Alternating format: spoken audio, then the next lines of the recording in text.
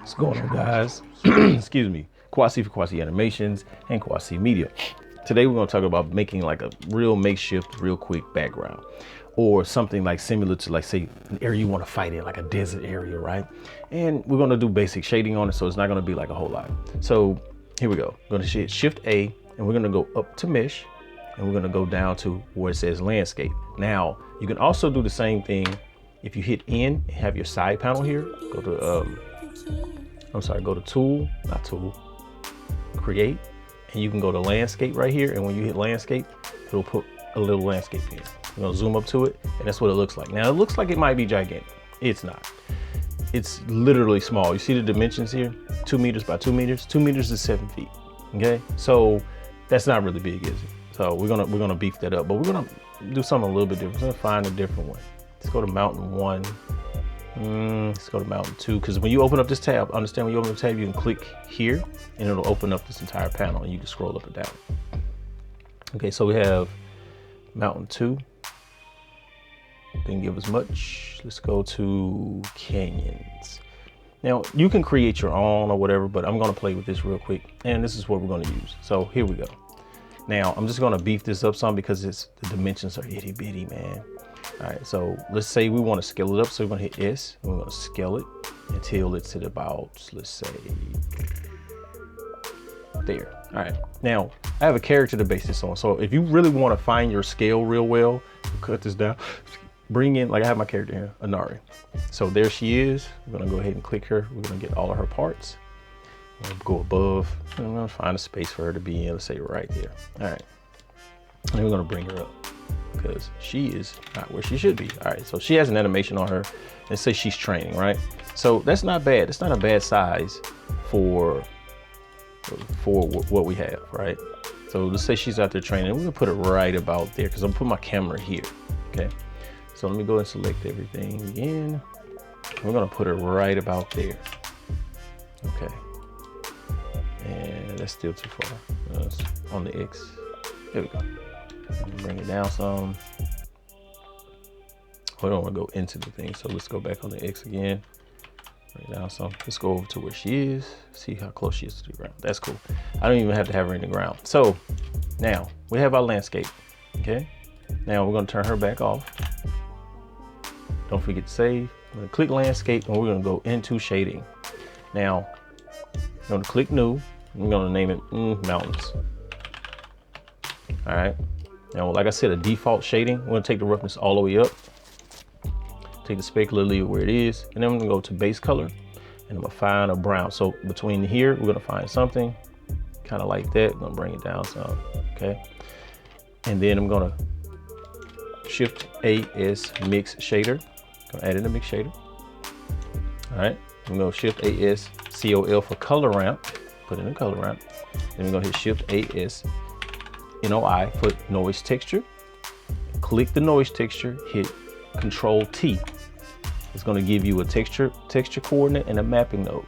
You're going to go to the object, put it into vector. Take the factor of the noise texture and put it in the factor of the color ramp. Then we're going to take the color of the color ramp and put it into the factor of the mix shader. And it's going to give you said effect. Ready? All right, so now you might say, well, you see how now it's got a different color look on it? Okay, so that's what we want. All right, now this has a default of a scale of 5, a detail of 2, a roughness of 0.5, and no distortion. So what we're gonna do is we're gonna take the roughness all the way up, and then I'm gonna put in a scale of 10, okay? And a detail of 0.3. All right, now since there's only one color, it's going to show you anything that's dark is an alpha. There's no alpha here. We don't have an alpha channel or a transparency here. All right. So it's going to make those dark edges, which is cool for rocks and stuff, right? Now here, I'm going to go 0.3 on the distortion on the noise texture. There's a reason for that, because colors don't just form real smooth, like, right? And I'm going to say on the color ramp, I'm going to start at the dark side and see it starts to brighten it up. Okay. And then on the light side, it starts to darken it up. Okay, so you want to find your space in between it. Now on your color ramp, you have different interpolations. You have ease, cardinal, linear, B-spline, and constant. Constant, just what it says. It's constantly that color. Constantly that thing. So if I go here, See what it does? Okay, and that can be a cool effect for something. If we go to ease, it literally eases into the next tone. All right, so, and again, it could be for something. Cardinal does about the same, but it has a variation in it where see how it's not fading in and out as much. And then you have B-spline, which completely basically says all of it is white except for a certain part. And yes, I can still get the same effect. And then we have linear, which we were already on, which says these two things have the same equal value. Okay, so I'm gonna bring it down a little bit. I'm gonna find my spacing the way I want it a little bit. Okay, and because I feel like the dark parts are too big, I'm gonna beef this up to 60. Nope, let's go to 30. There we go. All right, now, because I want it to look a certain way, so I'm gonna find that again. We're gonna go, I'm gonna brighten this up a little bit there. All righty then. And I'm gonna take my detail up to 5. Okay, so now I'm gonna show you another trick. Hit Shift AS, BUMP for bump. And on this color node, we're gonna go from the color ramp to the height, okay? Understand there's a strength in the distance. We're gonna take the normal and put it into the normal of the principal shader. And it's gonna create a bump, all right? Because we want ridges and edges, right? That's it, this is basic. So I'm not going into an advanced thing. Like if you look at some of my shows or whatever, there are a lot more details like in bricks and stuff like that. And you see how it kind of has like this bump on it, okay? The dark parts are the parts that are bumped. Now I can invert it and the light parts be bumped, but we're gonna keep it at the dark. Now the distance is how far away that bump is from the surface versus the strength is how strong it is, okay? So I'm gonna take this down to the lowest I can get. It's gonna be 0.01, all right? And you can barely see it. I'm gonna hit Shift, then I'm gonna scroll up until I find that space I want. So I want it to be just enough, because from a distance, you can't really see that, okay? All right, but you can tell that it exists. All right, now when you do something like this here, then it makes you say, well, maybe I can refine it a little bit more. You can, because we can go up to the noise texture and we can actually beef up or take out. I'll take out this right here so you see the difference. See the difference there when you look on the side here? And if I go to 0.03, okay, and then I can go up on the detail a little bit, and I can go up on the scale some more and create a few more things. So it's one of those deals where you kind of can go in and finesse it a little bit more. I can add more darkness, add less, so it can give it more ridges. Now, if you want that color to be a little bit more defined, I'm gonna show you a trick. Again, this is basic. You might say, what? I'm like, yes, this is basic, because there are some things you can do. You can add textures, all sorts of things. So I'm gonna hit Shift AS. I'm gonna add in a mix color, a mix RGB. And my top color, I'm gonna literally eyedrop it on the base color from here. And then the bottom one, I'm gonna say, just add like a sandy kind of color to it. All right, and then we're gonna click this. I'm gonna put in multiply. All right, I'm gonna add this to the base. Now the color ramp is going to literally take those colors and say, okay, I'm gonna, now where there was dark, it's gonna be light. Where it was light, where there was the darker colors, okay, now you say, I don't really see it. It's because, see it now? Because it's mixed together. I have it on multiply. Now if I put it on mix, that's different, okay? So mix will literally pick one color or the other color. All right, just wait on it. Don't play, come on. All right, so mix says, see the difference here? So mix is gonna go one way or one side or the other. And if you wanna play with this a little bit more definedly, we can go in here to the color ramp and put it into the factor. All right, see, there's a lot of little things you can do that will literally change the entire dynamic of how you shade. These nodes can get really complicated and get really big, and there are a lot of people out there that literally play with these things all the time. All right, so, and you see there's more than one color in there, even though the dark color is still there. So see, we pull back and those colors start to kind of come out some. All right, see that? So those colors are in there now. So there's more definition. So that looks way different. And in my opinion, it looks way better. All right, so now when we drop an ARI in there, we're gonna go into the layout. We're gonna go into our preview tab. We're gonna get rid of her bones because I have animations on her already. So she's in there. Now we're gonna go and I'm gonna create a new collection for camera. And I'm gonna add a camera.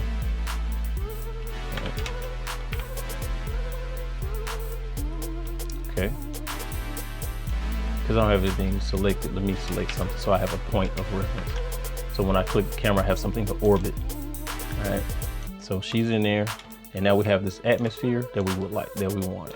Now, I'm gonna show you another thing real quick, and this is something a lot of people don't know you can do. Excuse me. All right, go back into shading. Here in the, you see in the shading thing here, in your menu, there's object, then you have world and line style. We're not dealing with line style. That has something to do with putting edges and lines on your characters or models, or if you're trying to say you want to do comics and stuff like that, that's what that's for. Go into world, and remember, this is the same thing here that you have in your properties tab. All right, and again, we can change that color up and down one way or the other, right? All right, so what I'm gonna do here is I'm gonna actually change our background. Now, when I do this, it's not gonna show in this tab. So we have to go to the actual render preview tab, all right? And there's no light source, right? So because we have our thing set up, I'm gonna add a light source, and it's gonna be a sun. It's gonna add a sun real fast. If you looked at the lighting tutorial, you know exactly what to do. And I'm gonna bring it up to 30. Now you see how everything changed? Now understand, in the preview, it's one way. In here, there's another way, okay? Since none of my things are on, I'm gonna turn all of my stuff on.